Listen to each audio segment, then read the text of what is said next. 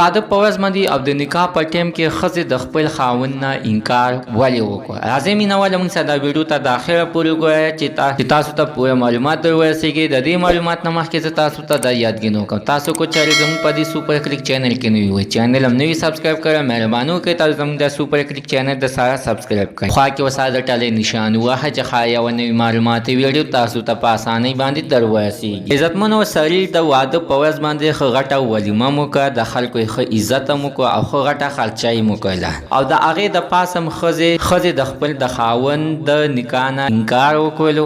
درې ځله ورته دا کوملاوې ویلې، خو دې ښځې انکار د دکې دپاره وکړو چې د غټه ښځې د واده د نکاح په ټیم کې غټ مخر وغوښتو او خاوند ترې نه انکار وکړو. ویې ویلې چې زما خو دومره وس نشته. نو ښځې ورته ویلې صحیح ده چې ستا وس نشته، زه نه غواړم چې تا سره نکاح وکړم ځکه چې ته زما مخه نشې ورکولی، نو زه به ما سره زندګي څه تېره. عزتمن زموږ د دې ویډیو مقصد دا دی چې داسې مسلې حل مخې ته راځي چې د واده نه مخکې دا مسلې د ځان نه مخکې حل کړي. د واده په ټیم کې به تاسو ته داسې مسلې هېڅکله بیا مخې ته به نه به راځي، ځکه عزتمنو چې دا سړی د ټولې دنیا ته مو شرمېدو او هغه خپلو خپلوانو ته مو شرمېدلو. الله تعالی دې داسې بې عزته ښځې نه دې نوم مسلمان وساتي چې د واده په ورځ باندې دې په شرمونو باندې وشرموي. مینهواله د داسې ښځو په اړه باندې ستاسو څه خیال دی؟ حتما راسره خپله رایې لاندې په کمنټ کې شریکه کړئ. زموږ د سه عزتمنو نننۍ معلومات د دې ځای پورې د نوي معلومات لپاره د سره زموږ د سوپر کلیک چینل د سره سبسکرایب کړئ. باقي وسایل د ټالې نشان وهه چې ښایي یوه نوي معلوماتي ویډیو تاسو ته په اسانۍ باندې تر ورسي.